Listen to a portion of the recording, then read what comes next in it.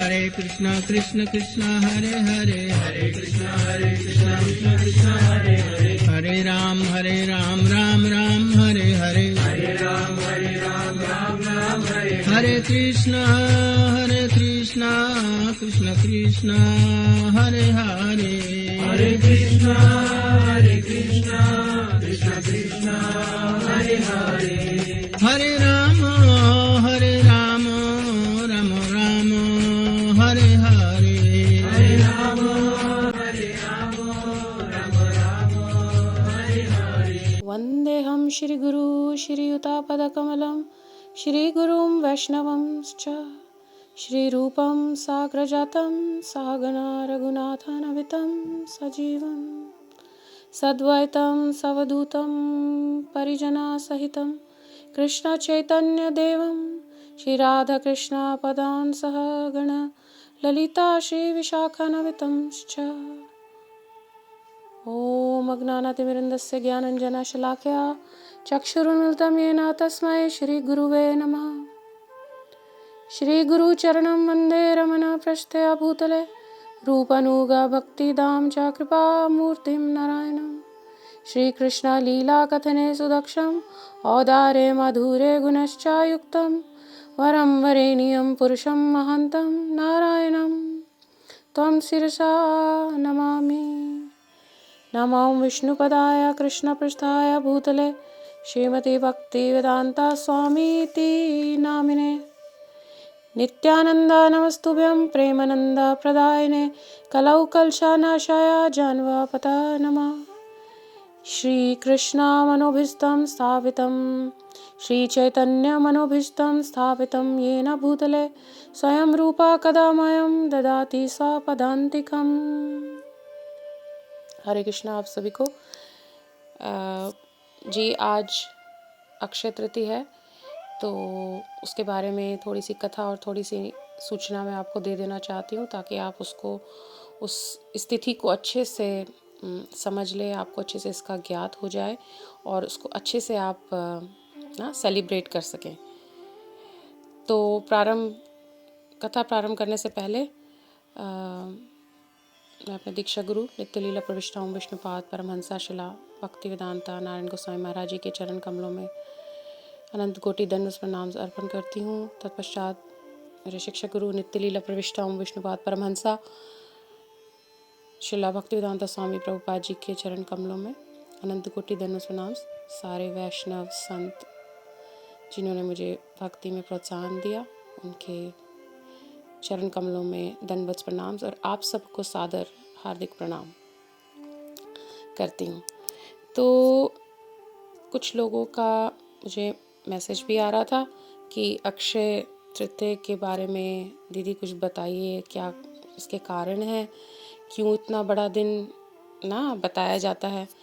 तो उस पर तो हम डेफिनेटली जाएंगे कि कारण क्या है, मगर उससे पहले मैं एक छोटी सी कथा है जो आज अक्षय तृतीया के अवसर पर ये कथा से जुड़ी हुई है। वो है चंदन यात्रा का महत्व सबसे पहले, और उससे जुड़ी हुई कथा जो अक्षय तृतीया पे ना उसकी सिग्निफिकेंस है। तो वैशाख के महीने में जो बढ़ते चंद्रमा के शुभ तीसरा दिन होता है, उसको अक्षय तृतीया का दिन कहलाया जाता है। इसको त्योहार कहते हैं क्योंकि इतने श्रेष्ठ आत्माएं ना, इतने धाम आज के दिन प्रकट हुए, तो इसीलिए इसको त्योहार कहा जाता है। तो वैशाख का महीना चल ही रहा है, सब जानते हैं, और शुक्ल पक्ष है, बढ़ता हुआ चंद्रमा है, और उसका ये तीसरा दिन है। That is why it's called Akshaya Tritiya. Akshay means जो कभी भी विनाश नहीं हो सकता, नेवर डिमिनिशिंग। तो इसीलिए कहा जाता है ये बहुत शुभ दिन है। आज का दिन ऐसा है कि कोई मुहूर्त निकालने की भी ज़रूरत नहीं है। अगर आपने किसी चीज़ की शुरुआत करनी हो, किसी भौतिक कार्य या ऑफ कोर्स आध्यात्मिक कार्य की, this is suppose to be the most auspicious. Let's say किसी को कोई इंटरव्यू के लिए जाना है, या कोई बिज़नेस को आज साइन करना है, या ना आपको कोई किसी भी तरीके का कोई कंट्रीब्यूशन देना है, ऑफ कोर्स अध्यात्म में आज भगवान भक्ति से जुड़ी जो भी आपको सेवाएं करनी है, आज का दिन बहुत शुभ माना जाता है, तो आज का दिन हमको करना चाहिए। अब सबसे पहले जो कथा है वो इस प्रकार से है कि 650 साल पुरानी बात है ना। माधवेंद्र पुरी नाम के एक बड़े श्रेष्ठ भक्त हुआ करते थे कृष्ण के, राइट। सब लोग जो गौड़िया वैष्णव संप्रदाय में हैं ऑलरेडी या दूसरी बोनाफाइड संप्रदाय में, उनको मालूम है, उनको ज्ञात है कि माधवेंद्र पुरी बात कौन है। मगर मैं सबके लिए सामान्य तौर पे अगर बात करूं तो उनके लिए बता रही हूँ कि माधवेंद्र पुरी बात जो है ना, श्रीला माधवेंद्र पुरी बात, ये एक भगवान के बहुत श्रेष्ठ भक्त रहे हैं। तो ये हमेशा कृष्ण भक्ति में ना लीन रहते थे, हर समय जप किया करते थे, हरे कृष्ण कृष्ण कृष्ण हरे हरे, हरे राम राम राम हरे हरे। और अपने लिए कभी भी किसी प्रकार की कोई भिक्षा नहीं मांगते थे, है ना। जैसा कि आप आमतौर पे देखोगे कि जो मेंडिकेंट्स होते हैं या साधु संत होते हैं धाम में, तीर्थ पे आपको देखने को मिल जाएगा कि वह भिक्षा मांग रहे होते हैं ना अपने भोजन के लिए ना। मगर माधवेंद्र पुरीपाद जी की एक खास बात ये थी कि वे कभी भी भिक्षा मांगते नहीं थे, जो भी उनको दे जाता था वह भगवान की कृपा समझ के, उनकी मर्सी समझ के वह ग्रहण कर लेते थे। और एक श्लोक जो चैतन्य चरितमृत में मध्य लीला में बताया गया है, वो उस श्लोक का हमेशा बहुत ना ध्यान करते थे। तो वो श्लोक कुछ इस प्रकार से था, आई दीन दयार्द नाथ है, मथुरा नाथ कदावलोकयसे, हृदयं त्वद् अलोकातरं दैत भ्रामति किम कर्मयः, है ना। तो ये जो श्लोक है, ये राधा रानी भी बहुत इस श्लोक को ना गाती थी। क्या कहती थी कि हे कृष्ण, इसका क्या तात्पर्य है, हे हे हे कृष्ण, आप जब से व्रज से गए वापस ही नहीं आए। आप ये कहकर गए थे कि आप वापस आएंगे ना, आपने अपना वादा नहीं निभाया, है ना। आपने हम सबसे वादा किया था कि आप लौट कर आएंगे, बट कृष्ण आप आए नहीं। तो उनकी कृष्ण की अनुपस्थिति में ना श्रीमती राधा रानी ऐसे ना बड़ी जब अस्थिर हो जाती थी तो यही सब ना गाती रहती थी उनकी याद में ना। और उसी भाव में जो माधवेंद्र पुरीपाद हैं, उसी भाव में वे कृष्ण को याद किया करते थे, है ना, उसी भाव को याद करके। तो और वही है एक सबसे सबसे पहले कहते हैं कि श्रीमती राधा रानी की मनोदिशा को धरती पर वही लाए, जो भाव है, जो राधा भाव है, उनको वो इसी भाव में रहते थे और उन्होंने ये प्रकाशित करा एज एन आचार्य। बाद में तो सारे करते रहे, बट ये सबसे पहले थे। तो अब एक दिन की बात है, माधवेंद्र पुरी जी वृंदावन में गोविंद कुंड के पास बैठकर क्या कर रहे थे, भजन कर रहे थे।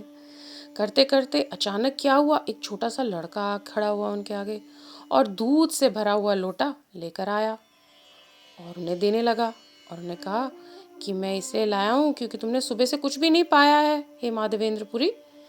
तो माधवेंद्र पुरी जी तो उस लड़के की सुंदरता को देखकर एकदम ना बिल्कुल ही उनको समझ ही नहीं आ रहा था कि इतना सुंदर लड़का भी कोई हो सकता है, इतने आकर्षित हो गए। और उनसे पूछने लगे उस लड़के से कि तुमको कैसे मालूम कि मैंने कुछ भी नहीं खाया या कुछ भी नहीं पाया। तो लड़के ने जवाब दिया कि गांव में कोई भी भूखा नहीं जाता है, कोई भी भूखा नहीं रहता है ना। तो और यहाँ से कोई भी भूखा यहाँ से जाएगा नहीं, हमारे गांव से कोई भी भूखा हम किसी को भेजते नहीं हैं। तो लड़के ने कहा कि भाई हे माधवेंद्र पुरी, ये जो मैं बर्तन, ये जो तुम्हें लोटा दे के जा रहा हूँ दूध का, ये तुम ले लो और शाम को मैं आऊँगा, रात को आऊँगा ना, और इस बर्तन को, इस लोटे को वापस ले जाऊँगा। अभी तुम इसको अपने पास रखो और फिर दूध पी लेना। अब जो श्रीपाद माधवेंद्र पुरी जी जो थे वो तो लड़के की सुंदरता के बारे में ही सोचते जा रहे थे कि कितना सुंदर लड़का है, कितना सुंदर लड़का, क्या इस दुनिया का ये लड़का है कि नहीं है। और जब उन्होंने दूध पिया उस लोटे में से तो ऐसा प्रतीत हुआ मानो ये अमृत है। तो पूरा दिन उस लड़के की वो ना इंतज़ार करते रहे, रात हो गई नहीं आया, तो उसकी राह देखते देखते प्रतीक्षा करते करते माधवेंद्र पुरी जी ना सो गए, उनको नींद आ गई। तो क्या हुआ उसके बाद, बालक उनके सपने में ना आया और उसने कहा कि बहुत दिनों से मैं तुम्हारी प्रतीक्षा कर रहा था। राजा के आक्रमण के भय से किसी ब्राह्मण ने उसे पास की झाड़ी में ही कहीं गाड़ दिया था।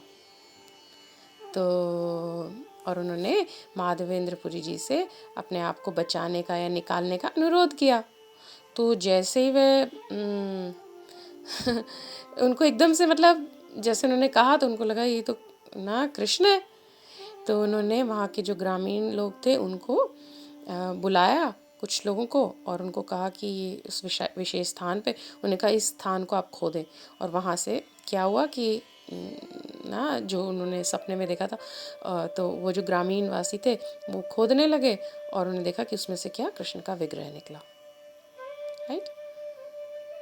तो अब ये सोचने लगे कि भाई माधवेंद्र पुरी जी सोचने लगे कि भाई मेरा तो कोई स्थान नहीं, मैं इधर उधर होता रहता हूँ, ना कुछ मेरे पास कुछ खाने का ना कुछ खिलाने का।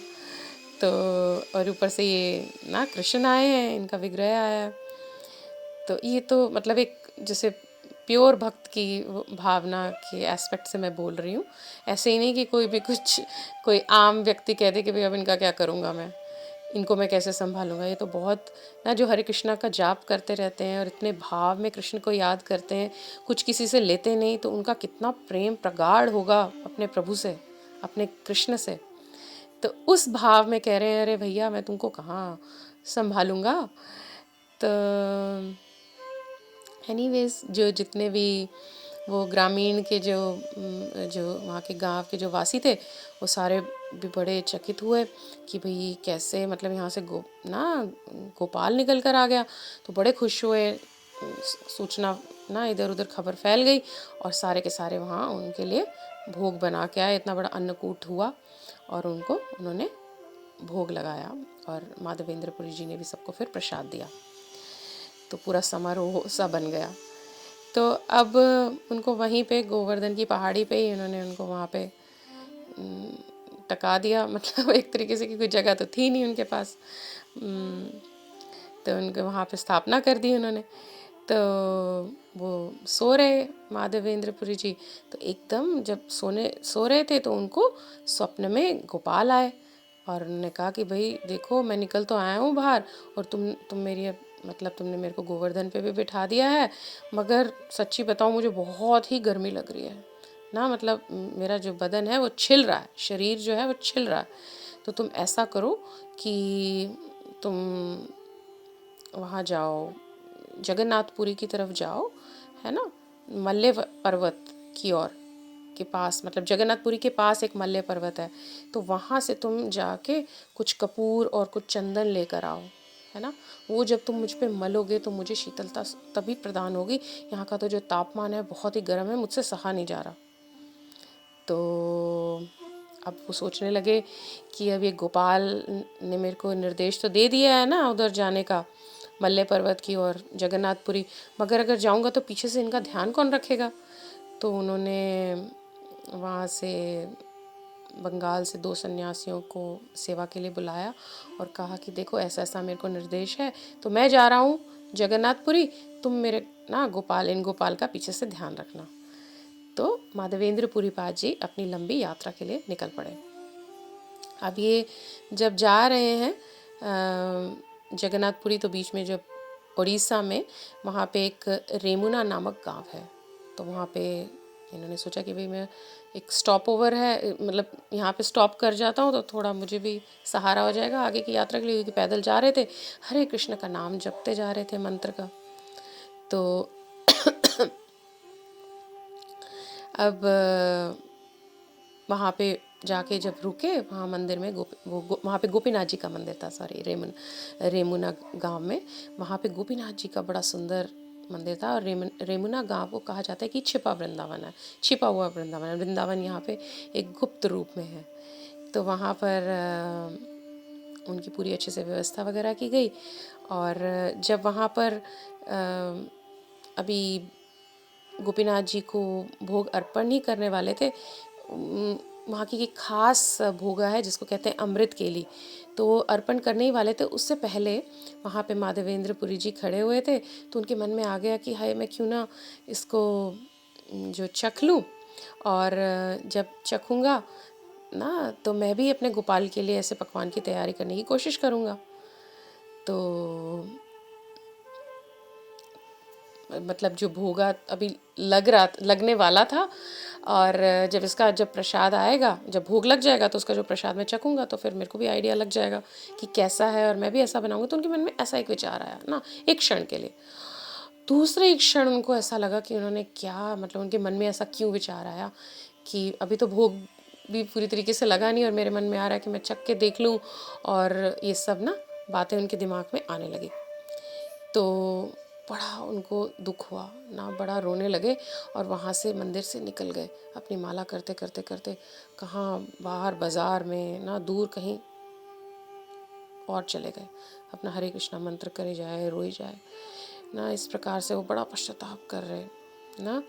तो मतलब किसी से मंदिर में बात भी नहीं करी, बस उनको अपने आप से ही वो गिल्ट लगने लगा कि मेरे मन में ऐसा क्यों आया, है ना। मतलब अभी तो पूरी पेशकश भी नहीं हुई थी, मतलब ठाकुर जी के आगे। तो उससे पहले मैंने मतलब सोच लिया कि भाई मैं अगर प्रसाद पाऊँगा तो कितना अच्छा, ज़रूर अमृत के लिए बहुत अच्छा होगा, और मैं फिर ऐसे ऐसे गोपाल के लिए बनाऊँगा। जबकि गोपाल के लिए सोच रहे थे वो ऐसा, मगर उनको क्यों पता नहीं इतना पश्चाताप हो जाए, रोई जाए ना।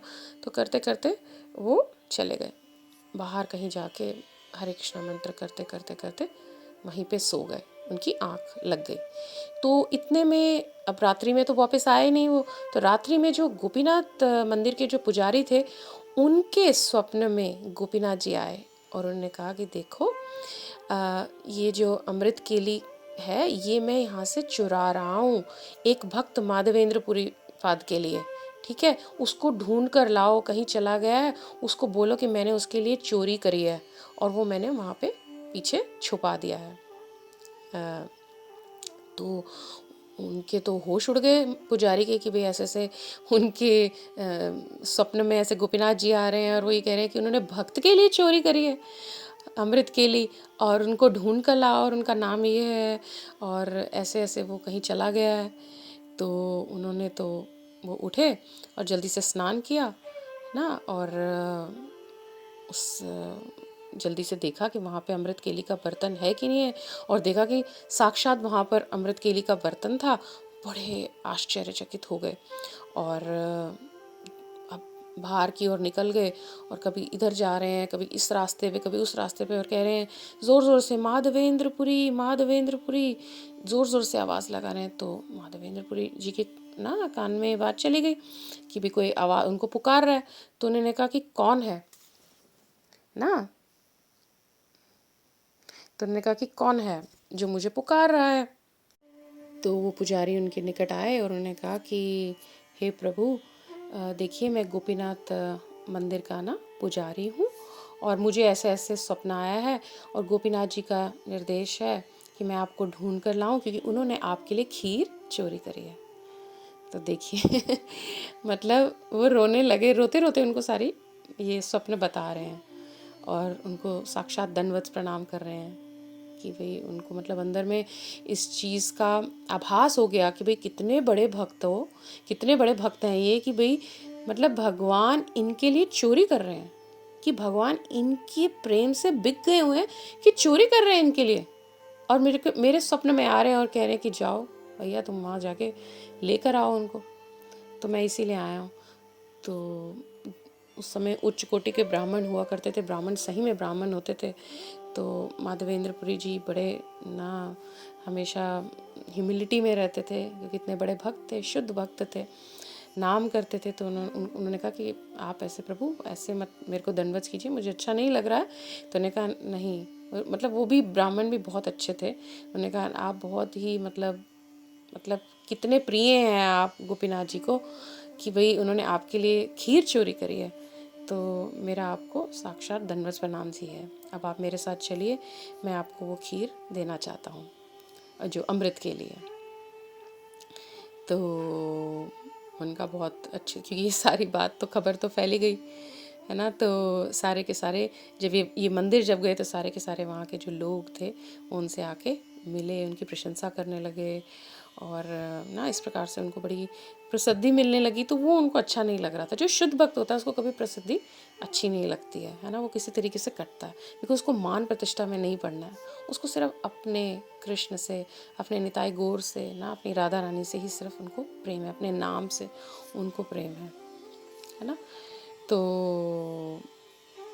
वो वहाँ गए बड़े ना, तो जब देखा लोग आसपास में हैं तो वो साइड से मतलब एक तरफ होके उन्होंने कोशिश करी कि वहाँ से निकल लें और जो उनकी सेवा है, जो उनको सेवा नियुक्त की गई है, जो उनको आदेश मिला है अपने गोपाल से ना, उस पर वो फोकस्ड रहें। तो उन्होंने ऐसा ही किया, वह जगन्नाथपुरी की ओर निकल पड़े है ना। तो वहाँ पर भी इनकी खबर पहुँच गई थी जगन्नाथपुरी में कि माधवेंद्रपुरी जी के लिए गोपीनाथ जी ने ऐसे ऐसे ना अमृत के लिए चोरी करी है।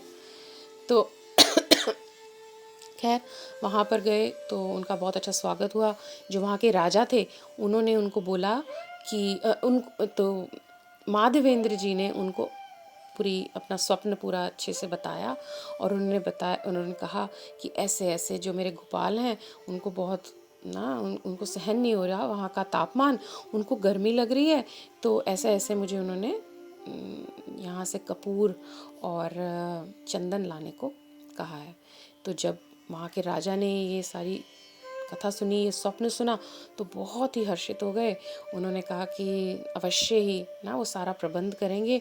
उन्होंने खूब मात्रा में कपूर और जो सारा चंदन वगैरह था प्रबंध कर दिया, बल्कि अपने जो सैनिक थे वो भी कुछ भेज दिया ताकि वो मतलब उनको ना थोड़ा सा इजी हो जाए लेके जाने में।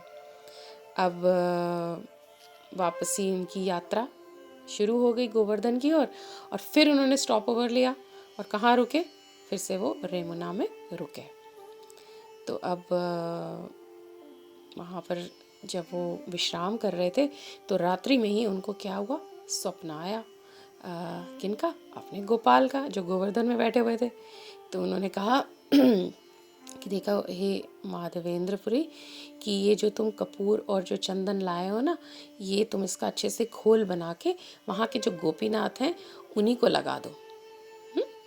और जब तुम उनको ये चंदन लगाओगे ना और कपूर लगाओगे उसका घोल मिला के, तो जो वो शीतलता उनको मिलेगी वो उसी क्षण मुझे भी वही शीतलता यहाँ पर गोवर्धन में मिल जाएगी, है ना, निसंदेह। तो तुम ऐसा ही करो। तो स्वप्न में जब माधवेंद्रपुरी बाजी को ऐसा बताया गोपाल जी ने, तो वही स्वप्न जो था उन्होंने वहाँ के गोपीनाथ जी के जो पुजारी है उनको व्यक्त करा कि भाई ऐसे ऐसे मुझे सपना आया और ऐसे ऐसे मैं अब चाह रहा हूँ कि हम ये सारा चंदन जो है इनको यहाँ पे गोपीनाथ जी को लगा दें। तो बड़े वो भी बहुत हर्षित हो गए। उन्होंने ये लोग सब तैयारी में लग गए। अब वहाँ के लोगों को भी मालूम हो गया तो सब ने बहुत अच्छे से तैयारी करी ना, और वहाँ के गोपीनाथ जी को चंदन लगाया और खूब अन्नकूट उत्सव बना। खूब वहाँ पे विभिन्न प्रकार के व्यंजन बने, भोगा लगा, बिल्कुल अन्नकूट का उत्सव वहाँ पे बनाया गया और वहाँ पे उनको चंदन लगाया। तो वो अक्षय तृतीया का ही दिन था जब उनको चंदन लगाया गया था, है ना। तो तब से ये जो परंपरा है ये वहाँ से लागू हो गई है और तभी से आज के दिन अक्षय तृतीया के दिन ठाकुर जी को चंदन लगाया जाता है। कुछ लोग एक दिन लगाते हैं, कुछ लोग 21 दिन लगाते हैं, कुछ लोग 11 दिन लगता है।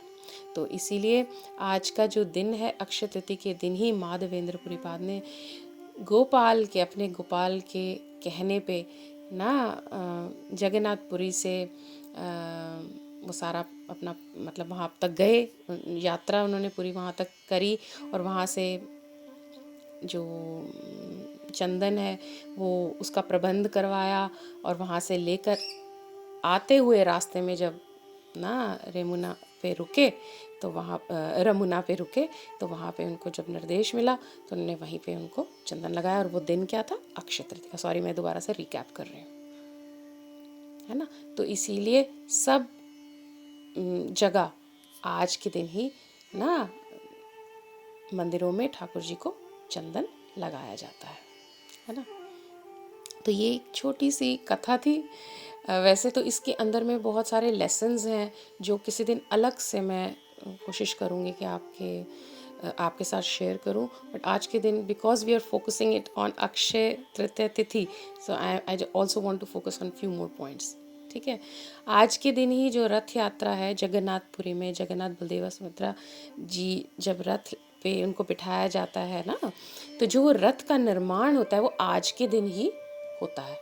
अक्षय तृतीया की तिथि पे लेकर जाते हैं ना जो रथ, जिसपे जगन्नाथ बलदेव सुभद्रा जी को बिठाया जाता है, पूरी रथ यात्रा होती है। सब जानते हैं पूरी दुनिया में रथ यात्रा होती है, बनाई जाती है। जो वैष्णव लोग हैं ना, आचार्य के अनुगत्य में ये रथ यात्रा चलाते हैं। केवल भारत में ही नहीं, पूरी दुनिया में ये होती है रथ यात्रा। तो वो जो रथ है उसका जो निर्माण है वो भी इसी दिन किया गया था, और अभी तक वो परंपरा चल रही है। ठीक है, इसके बाद आज के दिन ही परशुराम जी ना इस दुनिया में अवतरित हुए थे। तो हम सब जानते ही हैं कि जो परशुराम जी हैं, है ना, he is one of the avatars of Krishna. जानते हैं कि नहीं? तो परशुराम जी आज के दिन ही, अक्षय तृतीया के दिन ही प्रकट हुए थे। दशावतार स्तोत्र में भी कितना सुंदर से बताया गया है कि क्षत्रिय रुधिर माये जगत अपगत पापम, स्नैप्यासी पयासी समिता भाव तपम, केशव धृत भृगुपति रूप जय, जय जगदीश हरे, जय जगदीश हरे, है ना। तो स्तोत्र में बड़े सुंदर से बताया गया है कि हे केशव, हे ब्रह्मांड के स्वामी, हे भगवान हरि, आप ही भृगुपति हैं ना, आप ही भृगुपति का रूप धारण करके आए हैं, आपकी जय हो, है ना। और आप किस लिए आए हैं, किस लिए अवतरित हुए हैं इस रूप में? संसार के पाप को धोने के लिए, उसका नाश करने के लिए, है ना। आप ही ने क्षत्रियों का, कुरुक्षेत्र में आप ही ने क्षत्रियों का वध किया और सुख शांति इस ब्रह्मांड में लाए। आपकी जय हो हे केशव, केशव धृत भृगुपति रूप जय, जय जगदीश हरे, है ना। तो ये एक वन ऑफ द प्रमुख कारण है ना कि अक्षय तृतीया का। दूसरा कारण वो ये है कि द्रौपदी और पांडवों को अक्षय पात्र की जो भेंट हुई थी सूर्य देवता से, वह भी आज के दिन ही हुई थी, है ना। और उस पात्र में द्रौपदी जी कितना बना लेती थी भोगा ना, जो प्रसाद की व्यवस्था है वो उसमें विभिन्न प्रकार के व्यंजन बना लेती थी। तो वो जो अक्षय पात्र था वो भी आज के दिन ही उनको मिला था। और इसी दिन जो पवित्र नदी गंगा जी हैं, गंगा मैया हैं, वह भी इस संसार में प्रकट हुई थी, है ना। अपनी तीव्रता के कारण वो सीधा एकदम से गंगोत्री पर नहीं आई थी इस भूमि तल पे। उससे पहले शिव जी ने अपनी जटाओं में उनको पहले नियंत्रित किया था, और उसके बाद फिर उन्होंने गंगोत्री पर उनको छोड़ दिया। तो गंगा मैया भी आज के दिन ही अवतरित हुई, है ना। और इसी दिन जो भगवान के मित्र हैं सुदामा, वह गोविंद से मिले थे, है ना। और जो सुदामा है वो अपना वो मुरमुरा सा लेकर आया था जो उनकी पत्नी ने ना उनको दिया था कि जाके तुम भेंट में कृष्ण को ये दे देना अपने मित्र को।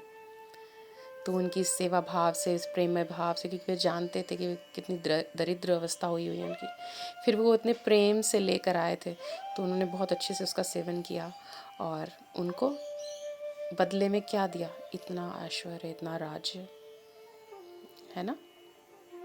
उसका वो भी इसी दिन हुआ।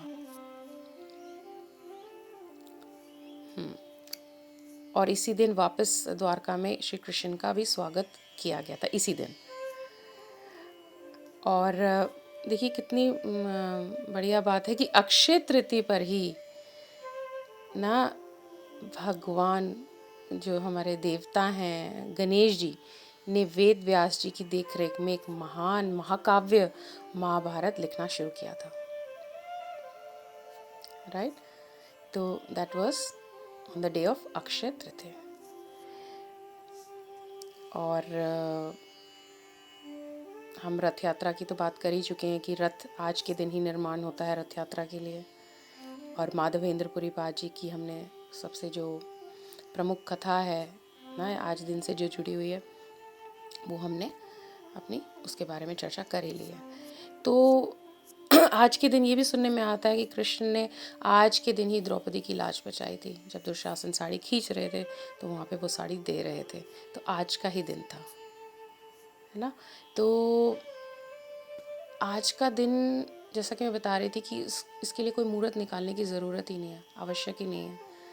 आप जो काम करेंगे ना उसका फल इतना बड़ा निकल कर आएगा, है ना, और कभी उसका नाश ही नहीं होगा। पिछली कथा में मैं बता रही थी कि दान की कितनी महिमा है, अन्न का दान, कन्या का दान, बट सबसे श्रेष्ठ दान क्या हुआ? सबसे श्रेष्ठ दान हुआ ना जो ऐसा दान, ऐसी क्रिया जो हम भगवान, भक्ति और भक्त से जुड़ी हुई करें, है ना। हम कथा का दान कर सकते हैं, नाम का दान कर सकते हैं।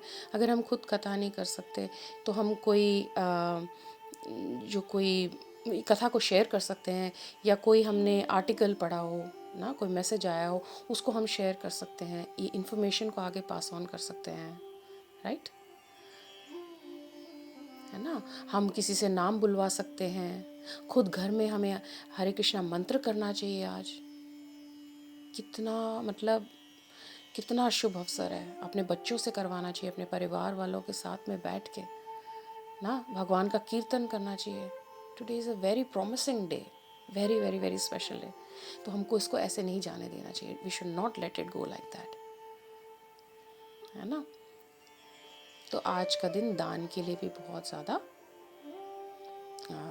स्पेशल है, वेरी इम्पोर्टेंट। और कहते हैं कि हाँ, सामान्य तौर पे सुनने में आता है कि आज के दिन हमें कुछ खरीद भी लेना चाहिए, इट इज़ वेरी गुड। तो कुछ लोग मतलब ये सोना चांदी बर्तन खरीदते हैं, तो बहुत अच्छी बात है। भौतिक दृष्टि से देखें, सामान्य तौर पे देखें तो आपको खरीदना चाहिए, कोई इसमें बहुत अच्छा दिन है ना, बहुत शुभ दिन है। और मैंने पहले ही बता दिया है कि किसी ने जैसे विवाह करना हो या कोई भी चीज़ इनॉग्रेशन का दिन सेट करना हो, तो आज के दिन ही सबसे बड़ा दिन उपयुक्त है इसके लिए, या कोई एडमिशन लेना हो, है ना। और आध्यात्मिक तौर पे तो मैं आपको बता ही रही हूँ कि आज के दिन आप नाम शुरू कर दीजिए। जिन्होंने नाम अभी तक शुरू नहीं करे वो आज के दिन नित्यानंदा नित्यानंदा नित्यानंदा गौर हरि की शरण लेके हरे कृष्ण महामंत्र शुरू कर दें, है ना। और अगर पहले से शुरू कर दिया है तो आज अधिक मात्रा में करें और दान करें। कैसे? दूसरों को बता के, है ना। गैया को आप कुछ दे सकते हैं, भोग लगा के गैया को आप दान दे सकते हैं। लोगों में आप प्रसाद बांट सकते हैं। ठाकुर जी को पहले तुलसी रख के अर्पण करके, निताई गौर को अर्पण करके आप लोगों को प्रसाद बांट सकते हैं। तो आज का दिन आपको एक बहुत अच्छा फैसिलिटी मिली है ना, अपने घर में शुभता लाने के लिए, ऐसे कार्य करने के लिए, जिसका जो फल है वो कभी भी ना डिमिनिश नहीं होने वाला, ख़त्म नहीं होने वाला। तो आज आप जितने शुभ कार्य हो सकते हैं करें, भौतिक भी, और उससे श्रेष्ठ मैं कहूँगी शास्त्रों के आधार पर आध्यात्मिक। आज के दिन आप ज़रूर नाम कीजिएगा, ठीक है। तो अक्षय तृतीया की जय, अक्षय तृतीया तिथि की जय। वाञ्छकल्पा तरुभ्यश्च कृपा सिन्धुभ्यैव च पतितनां पावनेभ्यो वैष्णवेभ्यो नमो नमः। वृंदाय तुलसी देव्याय प्रियाय केशवस्य च कृष्ण भक्ति प्रदे देवी सत्यवती नमो नमः। निताय गौर प्रेमानंदे हरि हरि बोल। सदा बोलो कृष्ण कृष्ण हरे हरे, हरे Krishna Krishna Krishna Hare Hare. Krishna, Hare Krishna, Hare Rama, Hare Rama, Rama Rama, Hare Hare, Hare Rama, Hare Rama, Rama Rama.